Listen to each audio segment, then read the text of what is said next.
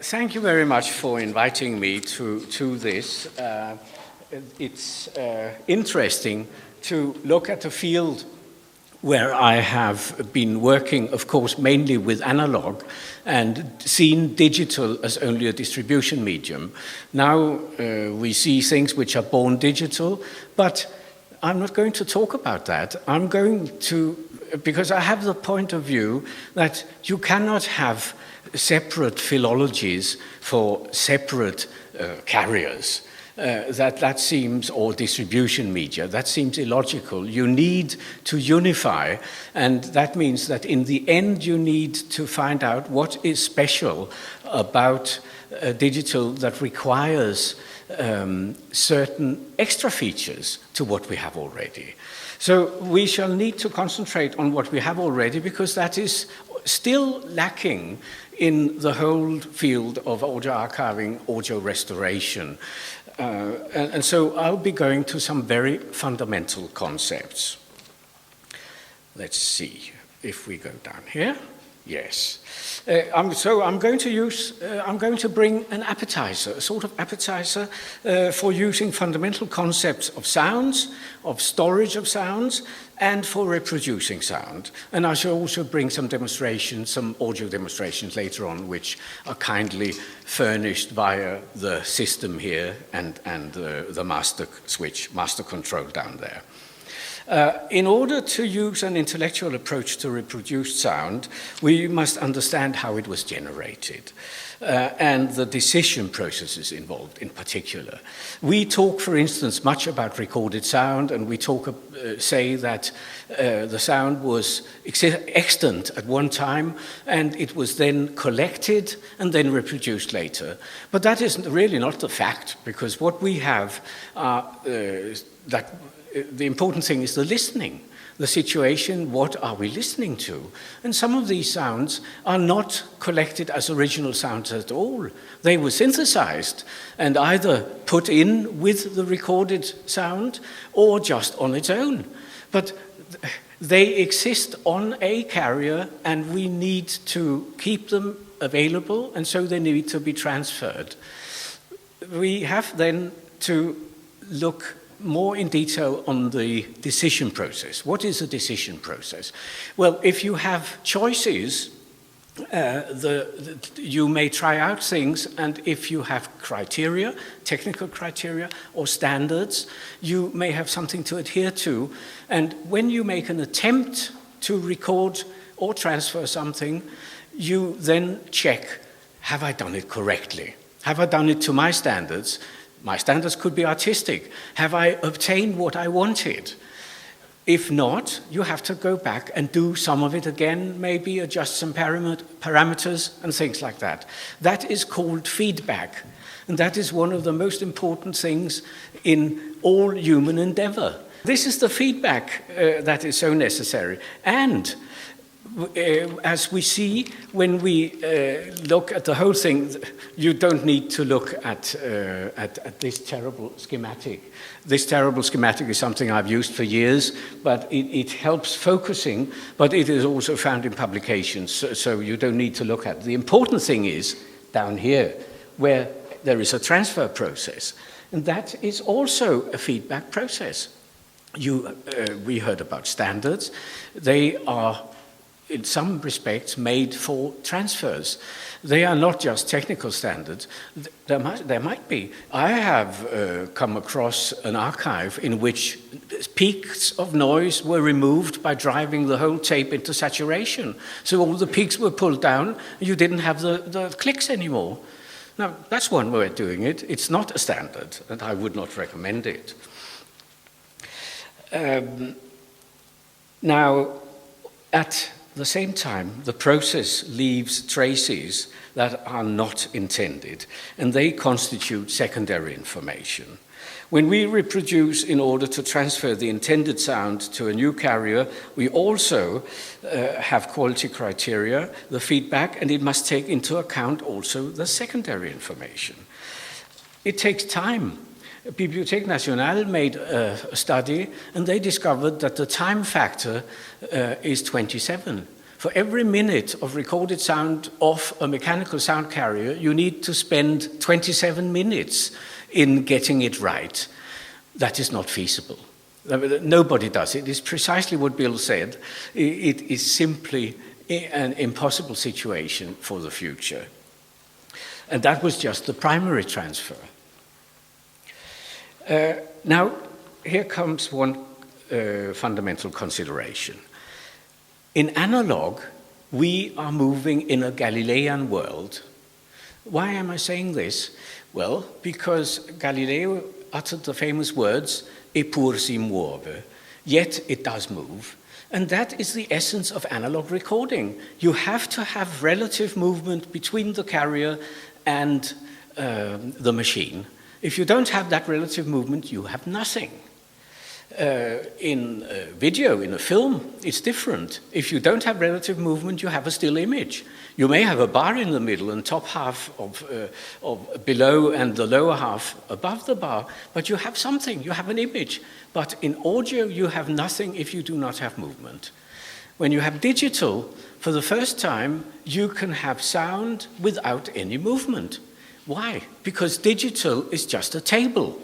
It is a table of the position of your eardrum when listening to the sound. It is a consecutive table of where your eardrum is supposed to be at any one instant. And that is what is being read out from a read-only memory, no movement, at the right speed, and you take it to a loudspeaker, and your eardrum will then move in the intended fashion. So digital is really very, very different from analog. And that is also the reason why digital can be moved from one medium to another in a lossless fashion without introducing noise, provided you do it the right way. It is because it is a table, and tables are numbers, and numbers are easy to move, because as long as you ensure that you have all the figures that constitute the number.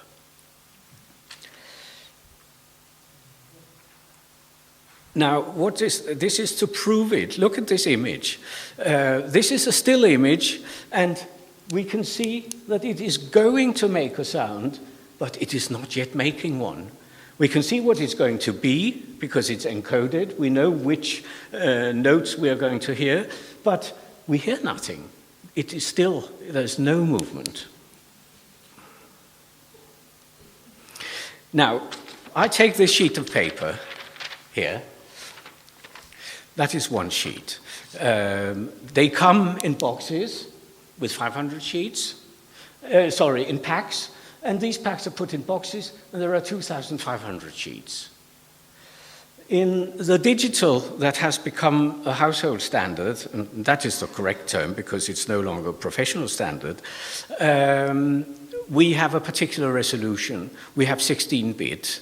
What does 16-bit represent?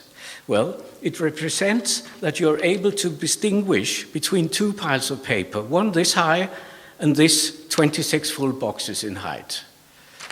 So, and you really believe it works? Well, it doesn't. 16-bit is not something you can do at audio speed. You can do that with a half-second sample rate or 2 per second sample rate, but you cannot reproduce 16-bit correctly at a sample rate of 4,400 per second. That is a physical impossibility. And if you look at professional instruments such as digital voltmeters, you will find out that they are extremely expensive because they have to have extremely precise components held in a temperature which is kept within very narrow margins. That means that tomorrow you measure the same that you do today. In audio, even digital audio at 16-bit, not even 16, let alone 24, will you get the same, precisely the same result the next day. On the other hand, it doesn't matter because we don't need that much resolution. So you could say, all right, the discussion is moot. But now I've recently read an advert that says we are going to allow you 64-bit resolution in your editing desk. And I mean, that is just numbers. It is what we in optics call empty magnification. Now, we'll have some secondary information, and I would like to have track 01.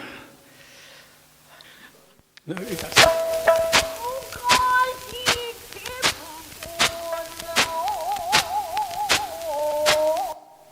Now, that, you don't want to listen to it again, but I will tell you what it is. It is a recording from 1900, one of 30, of a Japanese troop in Paris, and it was rediscovered in 1995 and reissued.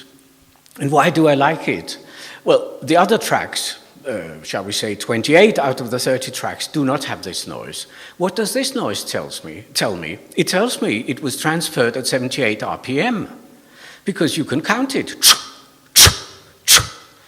It should not. It should have been transferred at 70. And then you get proper Japanese, and you don't get little midgets this size singing like children. So that is just one important secondary information that I would not want to lose in a transfer, unless it had already been analyzed and commented on. If we remove it, it will be lost, and the 70 RPM will be forgotten, and the 78 RPM will be the digital file made available to everybody for study, and everybody will be so happy. We have something from 1900. It is atrocious, but never mind, it is good. We have something as old as that. But it far lacks the information that we need. I have a second example, please, 02. No, 02. Nein. Versteht sich also nicht auf die Chirurgie. Nein. So, I know from experience that it sounds very loud down there, so I won't repeat it.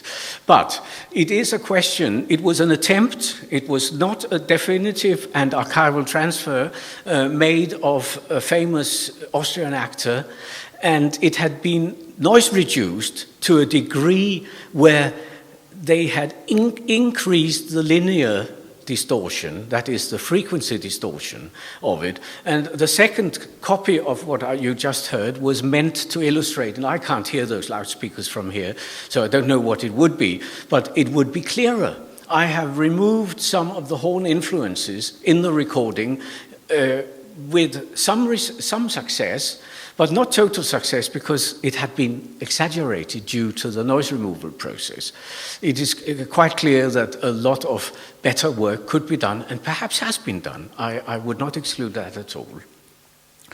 Now, quality control and calibration. Most cylinders in the world have never been transferred in a calibrated way. I say it as clearly as possible, and it is the sad truth that they never will be.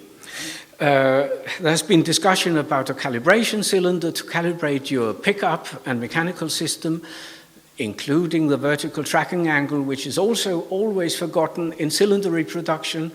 And there is a cylinder like that. This is the cylinder used by the British Library, and it was made about 2004, 2005. But it has a huge problem. When you look at a cylinder like that, the reflections you get should lie on helices, which in the front, from the side, looks like straight lines. So the reflections of these should look like straight lines, but they don't. You can see how curved they are. This indicates very clearly that it was not performed on professional equipment.